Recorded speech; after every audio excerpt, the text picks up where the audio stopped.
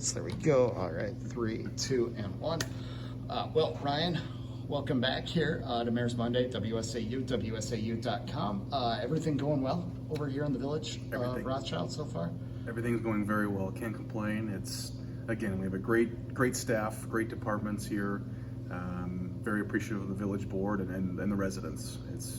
Rothschild is doing great, so I'm very appreciative. Yeah, we were just talking a little bit here, and I kind of say, once I've made the trip down here, once I cross over into the village of Rothschild, it seems like the pothole situation is not quite non-existent, but the roads are very good. That's always a good sign when the roads are very good and very drivable here in the area, and it seems like development is going along as well. So I guess as far as if you're a taxpayer, I mean, that's really 1 and 2 that you ask for, right? Is that the roads are staying in shape and that the community is moving forward. That's correct. And that's exactly your job, to keep that moving forward, right? Well, it's a teamwork approach. Tim Vergara, our Public Works Director, Bobby Smith, our DPW Supervisor, they do an excellent job making sure that the roads are taken care of and the trails. I'm sure many individuals have been seeing the Village of Rothschild has been trying to enhance the I'm going to say outdoor recreation and trail usage throughout the community. Our outdoor rec committee, along with the village board, they've been entertaining and have been working through a process with both the Cedar Creek recreation area, along with the Pavilion Marketplace plan. They're both getting, one's kind of getting an update and one's getting more of a true first time, being the Cedar Creek recreation area, first time crack at the bigger picture of what this park is really going to be utilized for. So yes, 2 very big things that are happening in terms of the DPW / parks and walkways, and community and pedestrian usage throughout the entire village is huge, and interconnectivity to other municipalities. For example, the road project that occurred last year at Weston Avenue in Alderson, excuse me, that trail is still going to be finished up on the south side of Weston Avenue as you go Alderson going east to Birch, or vice versa going west. So again, that's going to be a paved walking path or running path, bike path for individuals, and so we're just appreciative that these trails keep popping up, and a lot of community residents seem to certainly enjoy them. And you bring that up. It seems like something that would be just pretty cut and dried. Okay, people want to see these things in their parks. People want these kind of amenities. But I think if you also ask people, a couple decades ago, if dog parks would have been as big or as important as they are these days, they probably would have looked at you kind of weird and said, well, that's what you have a backyard for. So these things, believe it or not, are kind of changing at times, and you've got to keep up with it, because these, as I mentioned, these are things that residents are going to expect at some point, right? Very, very much so, yeah. And the dog park is, one thing within Gasket Park in the Village of Rothschild. We know we get a decent amount of users there. It's a sizable park that still has some trees in it. It's not just completely cleared out by any means, and wanted to keep it more of a natural, holistic approach to it, and seems to be going well. And but you're absolutely right.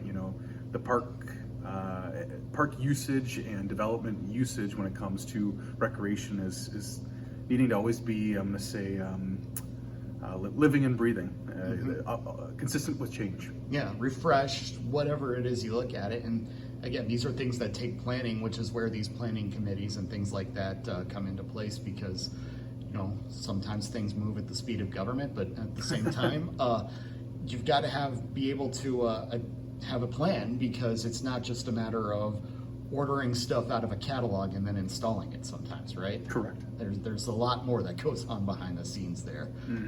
And as far as development goes, what can you share with us right now at this time, as far as what's on the agenda? In terms for development for the village, yeah, there's a lot in the works. I can say that. There's a lot of projects that have been getting discussed at the village board level, the planning and zoning level. Nothing that I can release at this time yet. However, certainly something in the very near future. We have some pretty cool projects that will be happening. And what is going to be the focus of this? Because I know obviously everybody wants residential right now. It's pretty well known out there that we are in a housing shortage, that we need so many units, not just in Rothschild, but we'll say Marathon County in general, Wausau's in the same spot everybody else. So what are some of the focuses of these projects going to be? Yeah, I'd say mixed use. I think there's definitely some residential components to it, both single family along with multi-use, and then the commercial aspect and outdoor recreation are really all inclusive in some of these larger projects that the village is working through, and some of them will be released sooner rather than others, but certainly in the coming weeks, more to follow. So my Chick-fil-A, again, it is, yeah, I know I'm getting one, but will I have multiple? I can't speak to that, unsure, but I will say one thing that hopefully the community will be seeing relatively soon, the Shopko Plaza, they're going through that phase 2. So if you remember, the village has worked through with the developer essentially 3 phases with that project. Phase 1 was to get alleys in and kind of restructure that southwest side to it. Now what you're going to be seeing is the facade itself. So in calendar year 2025, that facade will be getting redone. Those walkways that you have now currently, that will likely be coming out. And again, it's going to be more of a modern, rustic facade look to it. So definitely a refresh and an update to that area.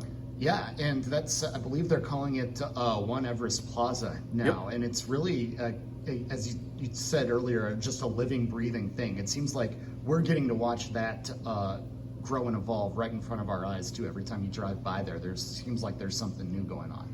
Absolutely, yeah. And again, last year you saw updates. You're going to see more again throughout this summer and into fall, and then next year you will see some more updates to it as well, more structurally. So again, we're appreciative, and it's certainly something that catches your eye in the village of Rothschild, both on Business 51 and Highway 29. And then as far as filling that property, how close are we to getting it to, I guess you could say, at capacity, or what other changes could we see to maybe bring in a new business to that area? Yeah, you certainly may see some name changes in some of the existing businesses that are there currently.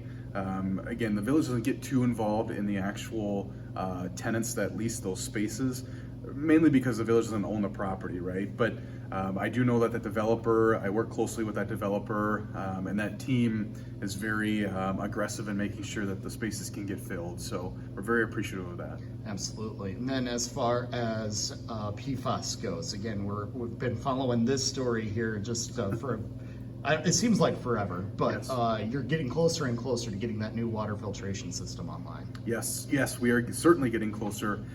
We are hoping that, again, by the fall of 2025, that we are completely online and working. And actually something that we are hoping to have is a water utility meeting that will be occurring at the actual water plant that will invite some media outlets to as well, to kind of have an initial walkthrough before that plant goes online. And again, hoping to have that in the next couple months here. So it's on track. It's on progress to be made in terms of the timeline. So we're very appreciative of that, and within budget. So those are all pretty great things to hear, especially in today's day and age where lead time on certain items can get a bit cumbersome. Yeah, and to hear on budget too. I'm sure there's a lot of ears that just perked up at that, because that's not something that you hear very often, it seems like, right, in this economy, so to speak. Correct. Yeah, the Village of Rothschild, and I give credit to our village board and our staff, getting grants for a lot of these projects that are several $1 million has been critical in making sure that these necessities that we know in terms of drinking water can come to fruition without putting more of a burden on the rate user themselves. Yeah, and of course we had a news release in Wausau. We were part of a class action lawsuit. They're getting close to getting the amount of settlement that Wausau is going to get out of that. Is that something that Rothschild has been a part of as well? Or are you, I guess, not joining so that way you can take action on your own? No, we have joined. So what we did is probably similar to what the city of Wausau has done, is the 3M settlement. There's a DuPont settlement. There's a Tyco and BASF. So myself, Tim Vergara, our Public Works Director, and then Rick Stoviak, who's our Water Utility Director, we all kind of work very close in that, and I've been submitting a lot of those grants on behalf of the village. And we have received we will be receiving just under 1.2 million just from 3M alone. So again, these are sizable dollars that are coming in, that it's not impacting the taxpayer, but rather it's a benefit, right? So it's, again, you don't have to borrow for that as a community. As a rate user, you're not paying for some of these upgrades that are occurring, which again is, we are beyond appreciative of, and it's a tremendous situation to be in.